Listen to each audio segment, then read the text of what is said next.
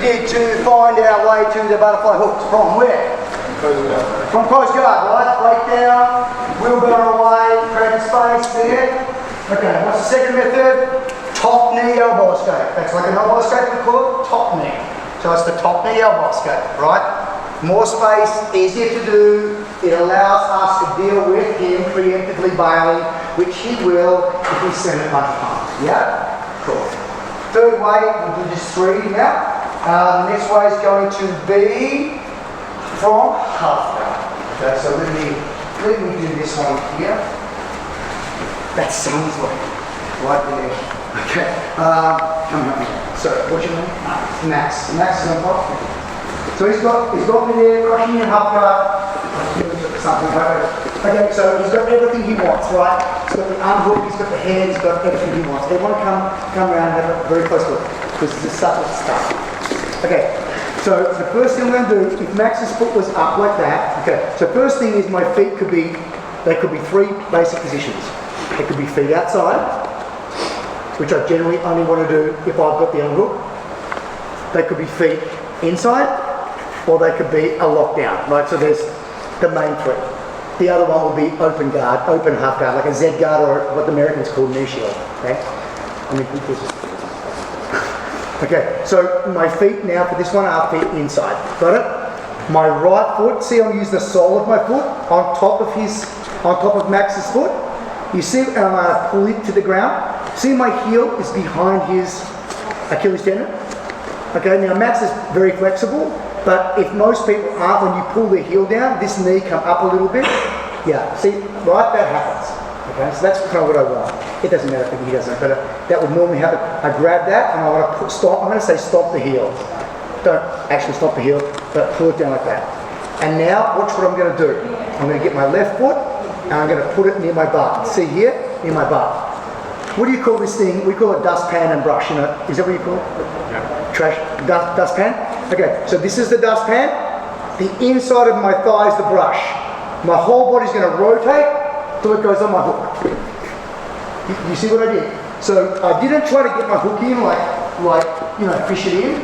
I would if his knee was up in the air. Like if the space is there, I'm going to certainly take the space in the air. But in my experience, you know, when they're really good, they keep their knee on the ground, so you can't get the hook in. So what we're going to do is we stomp his heel down to hold his foot there.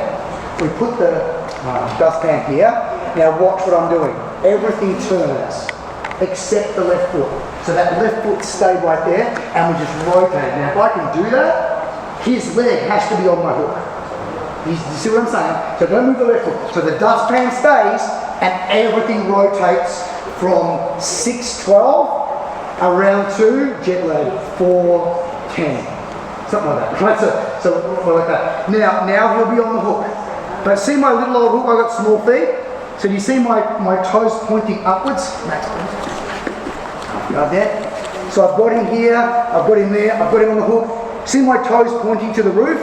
So if Max bails out, go Max. Oh no, go back down. Just jump on the side control. Go. Look, see you got off my hook? Because I haven't got big feet. If you've got big feet, your foot will stick. Alright, go back again.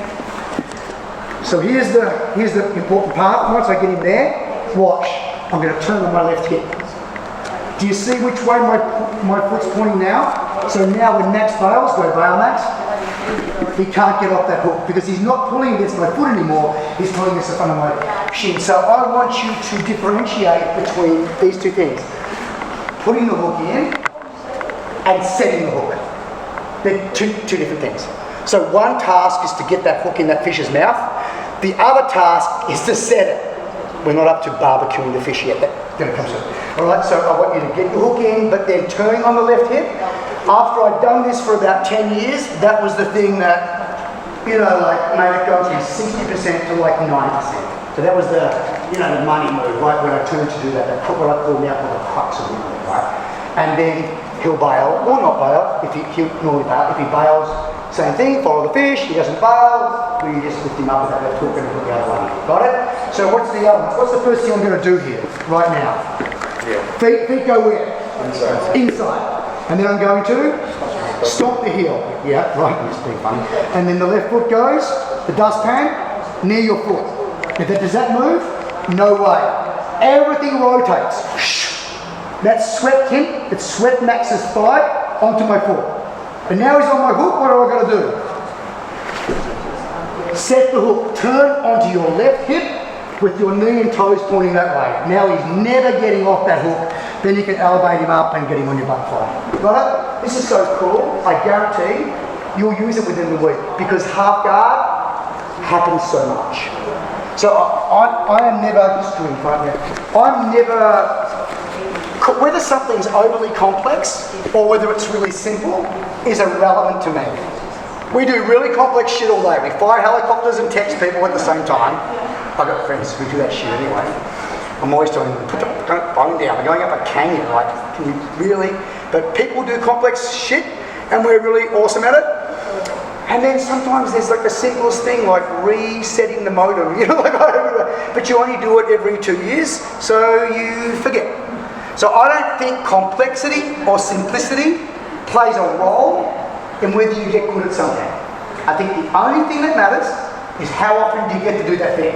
That matters. So it can be super complicated, but you get to try it every wrestle, you'll get awesome at it. It can be super easy, but the situation to do it comes up once a year, you'll be crap at it. How often does half guard come up? That's why this is really important. Okay, it will come up all the time. Okay, you can make it happen or it can accidentally happen. So it's one of the most common situations. If you look around the map, you go, someone's in half guard, you know, like 4 of them. So you need to know, if you want to do a great butterfly guard, how to convert from half to butterfly. You need to be able to do that. Okay, let's try it. And it's even better when they've got the underhook, because it's like they think that they're in charge.